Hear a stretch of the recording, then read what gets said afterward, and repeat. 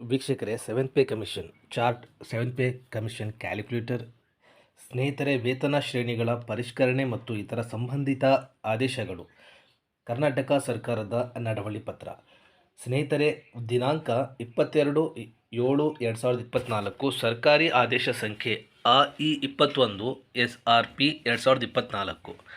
ಎರಡನೇದು ದಿನಾಂಕ 17/8/2024 ಅಧಿಸೂಚನೆ ಸಂಖ್ಯೆ AE-21 SRP 2024 ಪ್ರಸ್ತಾವನೆ.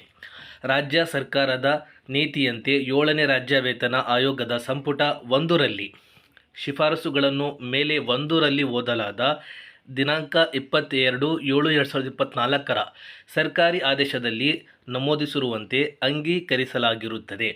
ಅದರಂತೆ ಸದರಿ ಆದೇಶದಲ್ಲಿ ಪರಿಷ್ಕೃತ ಮುಖ್ಯ ವೇತನ ಶ್ರೇಣಿ ಮತ್ತು 25 ಪರಿಷ್ಕೃತ ಸ್ಥಾಯಿ ವೇತನ ಶ್ರೇಣಿಗಳನ್ನು, ವೇತನ ಸಂಬಂಧಿತ ಭತ್ಯೆಗಳು ಹಾಗೂ ಪರಿಷ್ಕೃತ ಪಿಂಚಣಿಯನ್ನು ಅನುಷ್ಠಾನಗೊಳಿಸಿ ಆದೇಶಗಳನ್ನು ಹೊರಡಿಸಲಾಗಿರುತ್ತದೆ.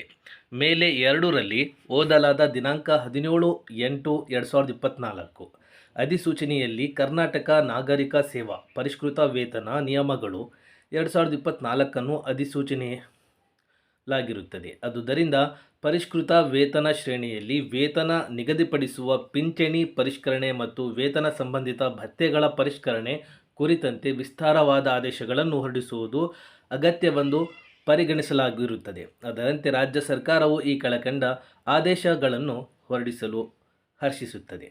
ಸ್ನೇಹಿತರೆ, ಸರ್ಕಾರಿ ಆದೇಶ ಸಂಖ್ಯೆ AE-21 SRP 2024 ಬೆಂಗಳೂರು ದಿನಾಂಕ 23ನೇ ಆಗಸ್ಟ್ 2024. ಪರಿಷ್ಕೃತ ವೇತನ ಶ್ರೇಣಿಗಳು. ಇಲಾಖೆಗಳಲ್ಲಿ ವಿವಿಧ ವೃಂದದ ಹುದ್ದೆಗಳಿಗೆ ಅನ್ವಯವಾಗುವ ಪ್ರಸಕ್ತ ವೇತನ ಶ್ರೇಣಿಗಳನ್ನು ಈ ಕೆಳಗಡೆ ಸೂಚಿಸಿರುವಂತೆ ಪರಿಷ್ಕರಿಸತಕ್ಕದ್ದು. ಕ್ರಮ ಸಂಖ್ಯೆ 1, ಪ್ರಸ್ತುತ ವೇತನ ಶ್ರೇಣಿ ಹಾಗೂ ಪರಿಷ್ಕೃತ ವೇತನ ಶ್ರೇಣಿಗಳು. ಸ್ನೇಹಿತರೆ, ಈ ರೀತಿ ಒಂದು ಚಾರ್ಟನ್ನು ಕೊಡಲಾಗಿದೆ. ಈ ಚಾರ್ಟ್ ನೀವು ನೋಡಿ. ಪ್ರಸ್ತುತ ವೇತನ ಶ್ರೇಣಿ ಮತ್ತು ಪರಿಷ್ಕೃತ ವೇತನ ಶ್ರೇಣಿಗಳಲ್ಲಿ ಏನು ವ್ಯತ್ಯಾಸ ಇದೆ?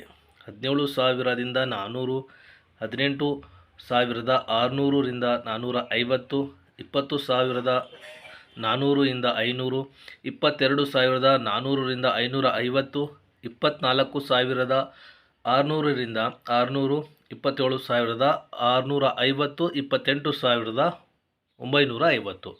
ಅದೇ ರೀತಿ ಪರಿಷ್ಕೃತ ವೇತನ ಶ್ರೇಣಿಗಳಲ್ಲಿ ನೀವು ನೋಡಬಹುದು 27,650, 29,600, 725, 32,500, 800, 35,700 ರಿಂದ 900, 39,300, 1,000, 43,300, 1,125, 46,675. ಸ್ನೇಹಿತರೆ, ಈ ಒಂದು ನೀವು ಚಾರ್ಟ್ ನೋಡಿ. ಮತ್ತು ನಿಮ್ಮ ಮೊಬೈಲ್ನಲ್ಲಿ ನೀವು ಕ್ಯಾಲ್ಕುಲೇಷನ್ ಮಾಡಬಹುದು. ಸ್ನೇಹಿತರೆ, ನಿಮಗೆ ಎಷ್ಟು ಸ್ಯಾಲ್ರಿ ಇದೆ ಅದರ ಬಗ್ಗೆ ಎಲ್ಲ ನೀವು ಮಾಹಿತಿಯನ್ನು ಕ್ಯಾಲ್ಕುಲೇಟರ್ ಮುಖಾಂತರ ನೀವು ಈಸಿಯಾಗಿ ಮೊಬೈಲ್ನಲ್ಲಿ ನೀವು ಸರ್ಚ್ ಮಾಡಬಹುದು. ಸ್ನೇಹಿತರೆ, ಈ ಒಂದು ಚಾರ್ಟ್ ಮುಖಾಂತರ ಮಾಹಿತಿಯನ್ನು ನೀವು ಪಡೆಯಬಹುದು. ಅದೇ ರೀತಿ ಸ್ನೇಹಿತರೆ, ಔದ್ಯೋಗಿಕ ಕೆಲಸಗಾರರ ಅಖಿಲ ಭಾರತ ಸರಾಸರಿ ಗ್ರಾಹಕ ಬೆಲೆ ಸೂಚ್ಯಂಕ ಸಾಮಾನ್ಯ 361.704 ಆಧಾರ್ ವರ್ಷ 2001 100 ಅಂಶಗಳ ಸೂಚ್ಯಂಕ ಸರಾಸರಿಯಿಂದ ನಿರೂಪಿಸಲಾದ ದಿನಾಂಕ 1/7/2022 ಜೀವನ ಪರಿಸ್ಥಿತಿ ವೆಚ್ಚಕ್ಕೆ ಪರಿಷ್ಕೃತ ವೇತನ ಶ್ರೇಣಿಗಳು ಹೊಂದಿಕೊಂಡಿರುತ್ತದೆ.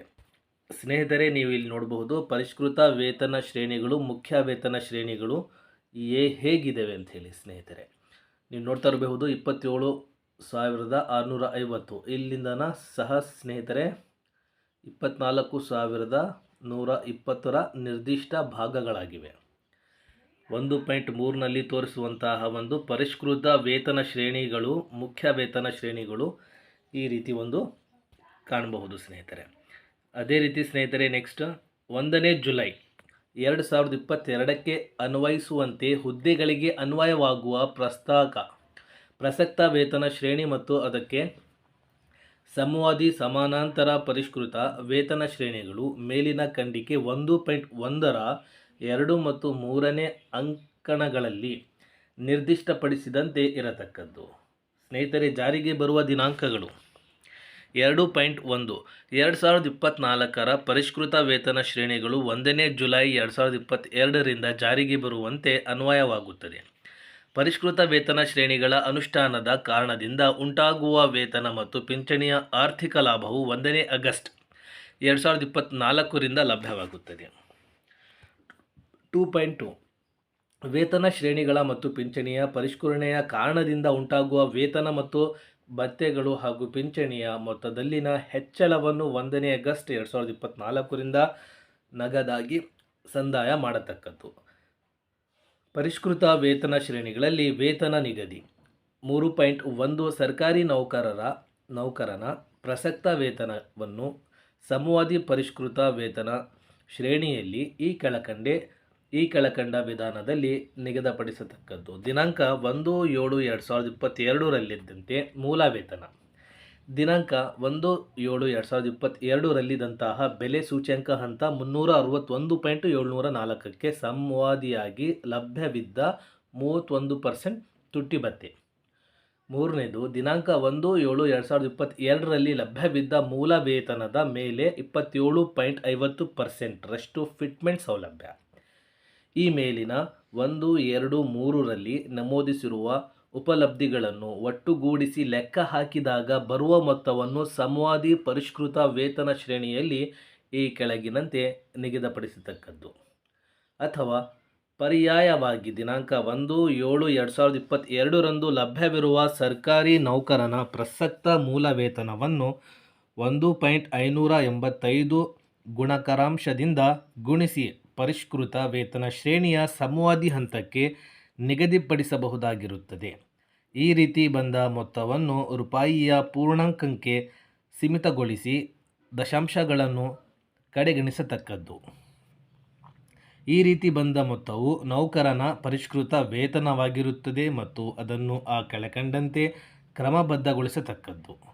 ಸ್ನೇಹಿತರೆ, ಈ ರೀತಿ ಮೇಲಿನಂತೆ ಲೆಕ್ಕ ಹಾಕಲಾದ ಒಟ್ಟು ಮೊತ್ತವು ಪರಿಷ್ಕೃತ ವೇತನ ಶ್ರೇಣಿಯ ಕನಿಷ್ಠಕ್ಕಿಂತಲೂ ಕಡಿಮೆ ಇದ್ದಲ್ಲಿ ಅದನ್ನು ಕನಿಷ್ಠಕ್ಕೆ ನಿಗದಿಪಡಿಸತಕ್ಕದ್ದು.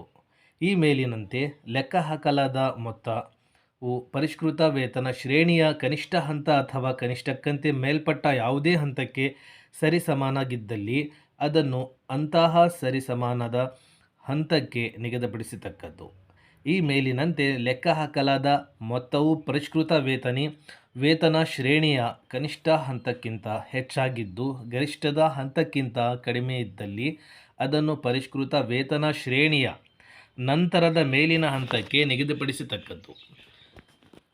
ಈ ಮೇಲಿನಂತೆ ಲೆಕ್ಕ ಹಾಕಲಾದ ಮೊತ್ತವು ಪರಿಷ್ಕೃತ ವೇತನ ಶ್ರೇಣಿ ಗರಿಷ್ಠ ಹಂತಕ್ಕೆ ಸಮಾನಾಗಿದ್ದಲ್ಲಿ ಅದನ್ನು ಗರಿಷ್ಠ ಹಂತಕ್ಕೆ ನಿಗದಿಪಡಿಸತಕ್ಕದ್ದು. ಮತ್ತು ಮೇಲಿನಂತೆ ಲೆಕ್ಕ ಹಾಕಲಾದ ಮೊತ್ತವು ಪರಿಷ್ಕೃತ ವೇತನ ಶ್ರೇಣಿಯ ಗರಿಷ್ಠ ಹಂತಕ್ಕಿಂತಲೂ ಹೆಚ್ಚಾಗಿದ್ದು ನಂತರದ ಹಂತಕ್ಕಿಂತಲೂ ಕಡಿಮೆ ಇದ್ದಲ್ಲಿ ಅದನ್ನು ನಂತರದ ಹಂತಕ್ಕೆ ನಿಗದಿಪಡಿಸತಕ್ಕದ್ದು. ಸ್ನೇಹಿತರೆ, ಒಂದು ಟಿಪ್ಪಣಿಯನ್ನು ಕೂಡ ಈ ರೀತಿ ಇದೆ.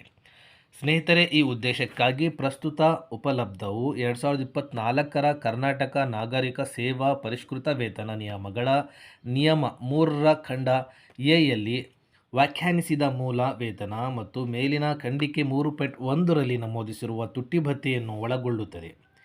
ಈ ಮೇಲಿನಂತೆ ವೇತನ ನಿಗದಿಯ ಉದ್ದೇಶಕ್ಕಾಗಿ ವೇತನ ಶ್ರೇಣಿಯ ಹಂತ ಅಂದರೆ ಕರ್ನಾಟಕ ನಾಗರಿಕ ಸೇವಾ ಪರಿಷ್ಕೃತ ವೇತನ ನಿಯಮಗಳು 2024ರ 4ನೇ ಅನುಸೂಚಿಯಲ್ಲಿ ನಮೂದಿಸಿರುವ ಅನ್ವಯಿಸುವ ಪರಿಷ್ಕೃತ ವೇತನ ಶ್ರೇಣಿಯ ಹಂತ ಮತ್ತು ಪರಿಷ್ಕೃತ ವೇತನ ಶ್ರೇಣಿಯ ಗರಿಷ್ಠಕ್ಕಿಂತ ಮೇಲ್ಪಟ್ಟ ಹಂತದ ವ್ಯತ್ಯಾಸದ ಮೊತ್ತವನ್ನು ವೈಯಕ್ತಿಕ ವೇತನವೆಂದು ಪರಿಗಣಿಸತಕ್ಕದ್ದು.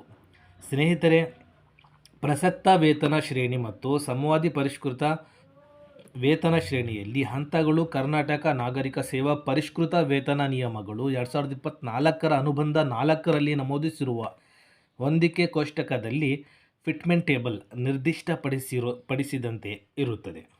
ಈ ಮೇಲಿನ ನಿಯಮಗಳನ್ವಯ ಸರ್ಕಾರಿ ನೌಕರನಿಗೆ ಅನ್ವಯವಾಗುವ ಪರಿಷ್ಕೃತ ಶ್ರೇಣಿಯಲ್ಲಿ ವೇತನವನ್ನು ಪಡೆಯಲು ಅವನು ಅಭಿಮತವನ್ನು ಸಲ್ಲಿಸುವ ಅಗತ್ಯವಿರುವುದಿಲ್ಲ. 1ನೇ ಜುಲೈ 2022ರಂದು ಸೇವೆಯಲ್ಲಿದ್ದಂತಹ ಪ್ರತಿಯೊಬ್ಬ ಸರ್ಕಾರಿ ನೌಕರನ ಪ್ರಸಕ್ತ ವೇತನವನ್ನು ಸದರಿ ನಿಯಮಗಳ 4ನೇ ಅನುಸೂಚಿಯ 1ನೇ ಅಂಕಣದಲ್ಲಿ ಅನುಮೋದಿಸಿರುವ ಪ್ರಸಕ್ತ ವೇತನ ಶ್ರೇಣಿಯಲ್ಲಿ ಮೂಲ ವೇತನಕ್ಕೆ ಸಂವಾದಿಯಾಗಿ ಆದರೆ 2ನೇ ಅಂಕಣದಲ್ಲಿ ನಿರ್ದಿಷ್ಟಪಡಿಸುವ ಹಂತದಲ್ಲಿ ಆತನ ವೇತನವನ್ನು ನಿಗದಿಪಡಿಸತಕ್ಕದ್ದು. ಸ್ನೇಹಿತರೆ, ಇದೇ ರೀತಿ ಮತ್ತು ಒಂದು ಮುಂದಿನ ವಿಡಿಯೋನಲ್ಲಿ revision of the rates of medical allowance ಇದರ ಬಗ್ಗೆ ಸಂಪೂರ್ಣವಾಗಿ ಮಾಹಿತಿ ತಿಳಿಯೋಣ. ಇದೇ ತರಹದ ಹೊಸ ಅಪ್ಡೇಟ್ಸ್ಗಳನ್ನು ಪಡೆಯಲು ನಮ್ಮ ಚಾನಲನ್ನು ಸಬ್ಸ್ಕ್ರೈಬ್ ಮಾಡಿ. Thanks for watching this video.